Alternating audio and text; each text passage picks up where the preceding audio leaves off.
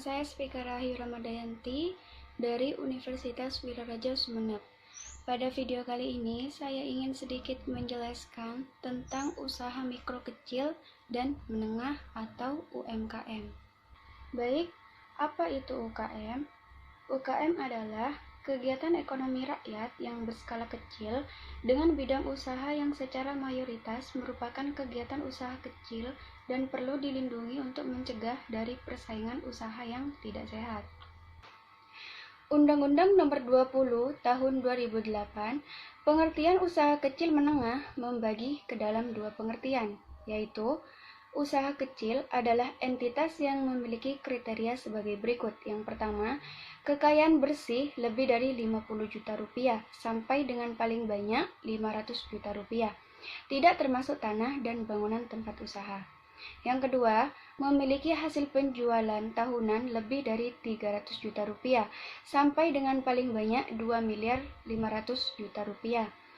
Sementara itu, yang disebut dengan usaha menengah adalah entitas usaha yang memiliki kriteria sebagai berikut. Yang pertama, kekayaan bersih lebih dari 500 juta rupiah sampai dengan paling banyak 10 miliar rupiah, tidak termasuk tanah dan bangunan tempat usaha. Yang kedua, memiliki hasil penjualan tahunan lebih dari 2 miliar 500 juta rupiah sampai dengan paling banyak 50 miliar rupiah. Kuantitas tenaga kerja, usaha kecil merupakan entitas usaha yang memiliki jumlah tenaga kerja 5 sampai dengan 19 orang. Sedangkan usaha menengah merupakan entitas usaha yang memiliki tenaga kerja 20 sampai dengan 99 orang. Selanjutnya, ciri-ciri usaha kecil. Ciri-ciri usaha kecil diantaranya, yang pertama, jenis barang atau komoditi yang diusahakan umumnya sudah tetap tidak gampang berubah. Yang kedua, lokasi atau tempat usaha umumnya sudah menetap, tidak berpindah-pindah. Yang ketiga, pada umumnya sudah melakukan administrasi keuangan, walau masih sederhana. Keuangan perusahaan sudah mulai dipisahkan dengan keuangan keluarga, sudah membuat neraca usaha. Yang keempat, sudah memiliki izin usaha dan persyaratan legalitas lainnya, termasuk NPWP.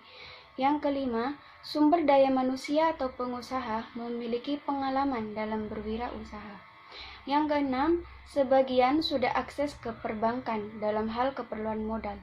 Yang terakhir, sebagian besar belum dapat membuat manajemen usaha dengan baik seperti business planning. Contoh, peternakan ayam, itik, dan perikanan. Selanjutnya, ciri-ciri usaha menengah. Ciri-ciri usaha menengah antara lain sebagai berikut. Yang pertama, pada umumnya telah memiliki manajemen dan organisasi yang lebih baik, lebih teratur, bahkan lebih modern, dengan pembagian tugas yang jelas antara lain bagian keuangan, bagian pemasaran, dan bagian produksi. Yang kedua, telah melakukan manajemen keuangan dengan menerapkan sistem akuntansi dengan teratur, sehingga memudahkan untuk auditing dan penilaian atau pemeriksaan termasuk oleh perbankan.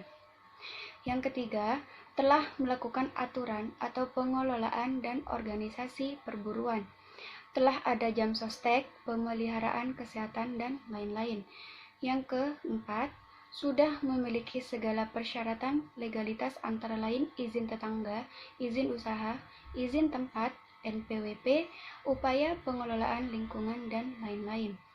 Yang kelima, sudah akses kepada sumber-sumber pendanaan perbankan. Yang terakhir, pada umumnya telah memiliki sumber daya manusia yang terlatih dan terdidik. Contohnya, usaha pertanian, peternakan, perkebunan, kehutanan skala menengah. Selanjutnya, kinerja UMKM di Indonesia. Yang pertama, sektor UKM sebagai penyedia lapangan kerja bagi jutaan orang yang tidak tertampung di sektor formal. Yang kedua, sektor UKM mempunyai kontribusi terhadap pembentukan produk domestik bruto atau PDB. Yang ketiga, sektor UKM sebagai sumber penghasil devisa negara melalui ekspor berbagai jenis produk yang dihasilkan sektor ini. Kinerja UKM di Indonesia dapat ditinjau dari beberapa aspek, yaitu nilai tambah, unit usaha, tenaga kerja dan produktivitas, dan nilai ekspor. Selanjutnya, kontribusi UKM terhadap kesempatan kerja dan PDB. Menteri Koordinator Bidang Perekonomian Erlangga Hartarto, kontribusi UMKM terhadap PDB telah mencapai 61%, dengan kemampuan penyerapan tenaga kerja mencapai 97% dari total penyerapan tenaga kerja nasional. Selain itu, UMKM juga berperan dalam mendorong peningkatan investasi dan ekspor Indonesia. Total investasi di sektor UMKM telah mencapai 60% dari total investasi nasional, dan kontribusinya terhadap ekspor non-migas nasional telah mencapai 16%.